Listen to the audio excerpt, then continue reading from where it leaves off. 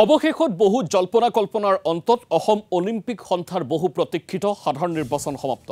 সাধাৰণ সম্পাদক পদত পুনৰ নিৰ্বাচিত হৈছে লক্ষ্য কোঁৱৰ। কোষাধ্যক্ষ পদত জয়লাভ কৰিছে অশোক ভৰালীয়ে। প্ৰায় 22 বছৰৰ পাছত অনুষ্ঠিত হৈছিল এই নিৰ্বাচন। ইতিমধ্যে সভাপতি পদত বিনা প্ৰতিদ্বন্দ্বিতাৰে নিৰ্বাচিত হৈছে কেন্দ্ৰীয় মন্ত্ৰী সৰ্বানন্দ সোণোৱাল। বিনা প্ৰতিদ্বন্দ্বিতাৰে নিৰ্বাচিত হৈছে 8 গৰাকীকৈ সহকাৰী সম্পাদকো। এক প্ৰকাৰ কেৱল আনুষ্ঠানিকতা ৰক্ষাৰ বাবেহে অনুষ্ঠিত হৈছিল এই নিৰ্বাচন। নিৰ্বাচনত ভোট প্ৰদান কৰিবলৈ সাধাৰণ সভাই নিৰ্বাচন কৰি দিছিল 10 জন প্ৰতিনিধিক।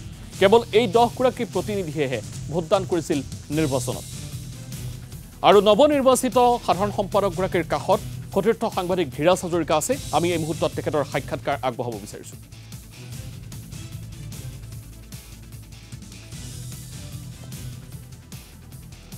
হয়, যেহেতু অসম অলিম্পিক সন্থাৰ ফলাফল ঘোষণা কৰা হৈছে, ইতিমধ্যে পুনৰবাৰৰ বাবে নিৰ্বাচিত হৈছে লক্ষ্য কোঁৱৰ। মই তেওঁ মোৰ সৈতে আছে। দাদা, প্ৰথমে অভিনন্দন জনাইছোঁ। এটা প্ৰক্ৰিয়াৰ মাজৰে পুনৰবাৰ নিৰ্বাচিত হৈছে। প্ৰথমতে অসমৰ মাননীয় মুখ্যমন্ত্ৰী ডক্টৰ হিমন্ত বিশ্ব শৰ্মা ডাঙৰীয়া, অসমৰ প্ৰাক্তন মুখ্যমন্ত্ৰী তথা কেন্দ্ৰীয় মন্ত্ৰী আৰু অসম অলিম্পিক সন্থাৰ নৱনিৰ্বাচিত সভাপতি সৰ্বানন্দ সোণোৱাল ডাঙৰীয়া, অসমৰ দুগৰাকী জ্যেষ্ঠ মন্ত্ৰী পীযুষ হাজৰিকা ডাঙৰীয়া, জয়ন্ত মল্ল বৰুৱা ডাঙৰীয়াক মই ধন্যবাদ আৰু কৃতজ্ঞতা জনাইছোঁ যে এই বাৰ্ষিক সাধাৰণ সভাখনত সুকলমে আয়োজন কৰাৰ ক্ষেত্ৰত তেখেতলোকে যি আমাক সহযোগিতা আগবঢ়ালে।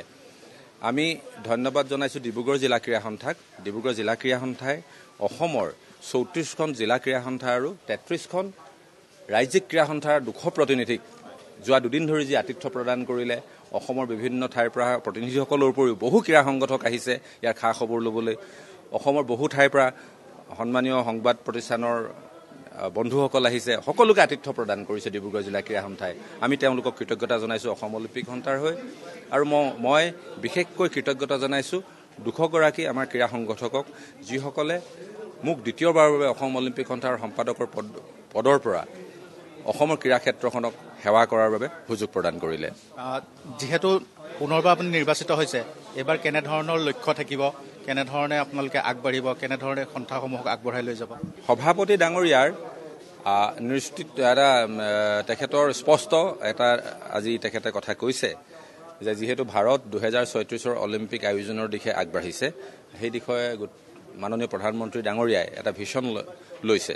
গতিকে এই ক্ষেত্ৰত অসমে কি ধৰণে কণ্ট্ৰিবিউট কৰিব পাৰোঁ, অহা সময়ছোৱাত আমি 2036 প্ৰতি লক্ষ্য ৰাখি অসমৰ পৰা অধিকতম যাতে আমি অলিম্পিয়ান সৃষ্টি কৰিব পাৰোঁ। এইবাৰ অলিম্পিকলৈ লাভলীনা গ'ল, ইয়াৰ আগত আমাৰ শিৱ থাপা লাভলীনা গৈছিলে।